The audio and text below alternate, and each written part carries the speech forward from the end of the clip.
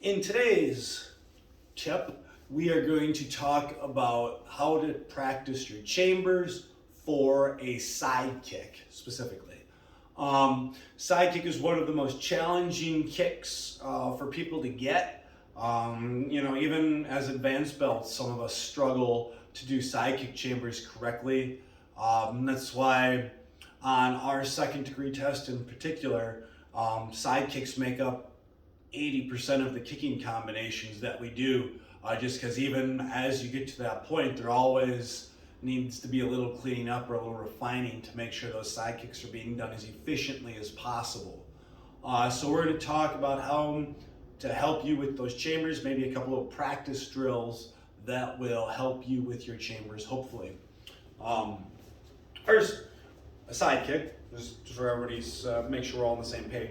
Hands are up. If I'm going to kick with my left leg, I'm looking that way. I'm going to bring my left leg back so the bottom of my foot is pointed at my target. I extend my leg out, hitting with the heel. I bring my leg back, making sure my bottom of my foot is still pointed at my target after I'm done.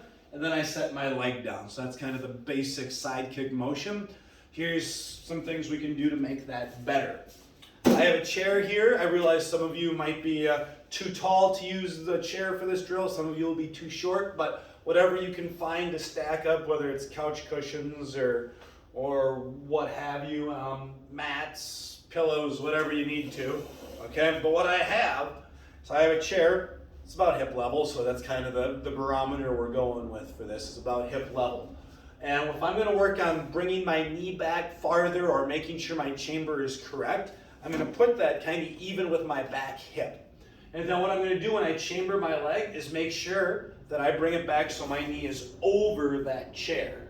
Okay, this will help us if some of us aren't pointing the bottom of our foot at our target. Some of us do side kick chambers like this, and then we try and kick. Okay, and that's not a super efficient way to throw this kick because a lot of our power is then used going up, instead of bringing that knee straight back and having to go straight out, delivering all of our power straight ahead.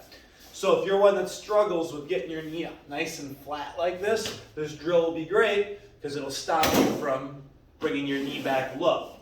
So you got to get your knee over the top of the chair. Boom. Okay, that's my chamber. I extend it out. Then I bring it right back over the chair again, and then I set it down. So it's up, out, back, and down.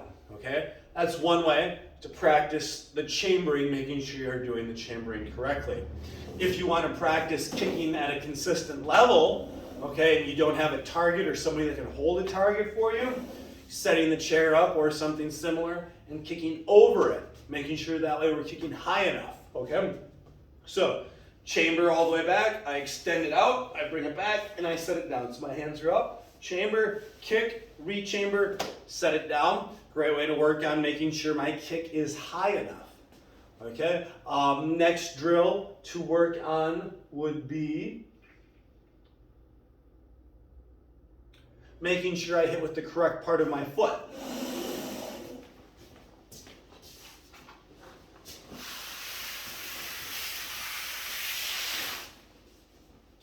So, next would be working on hitting with the correct part of my foot.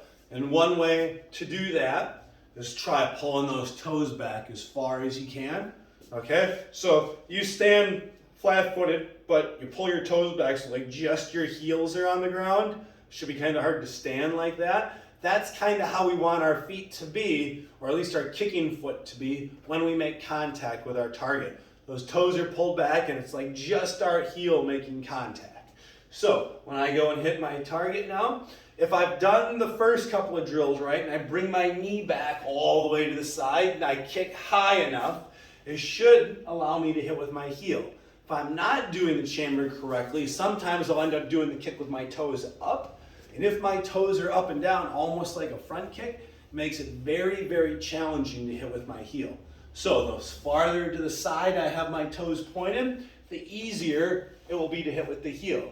Okay, even if I have my toes slightly down like that, that'll be okay as well. So I'm just going to pull that knee back, pull my toes back, extend out, hitting with that heel, bringing that leg back, and then setting it down. So try focusing on pulling those toes back.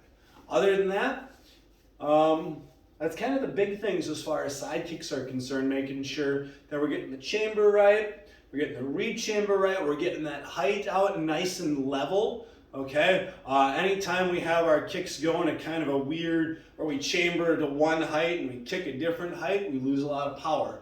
So the more flat we can keep that kick, the more power we're going to have. And then if we're going to do all that to make sure we have that power, it's important that we kick with the correct part of our foot. Other than that, nice job. Practice it lots, and we'll keep working on it.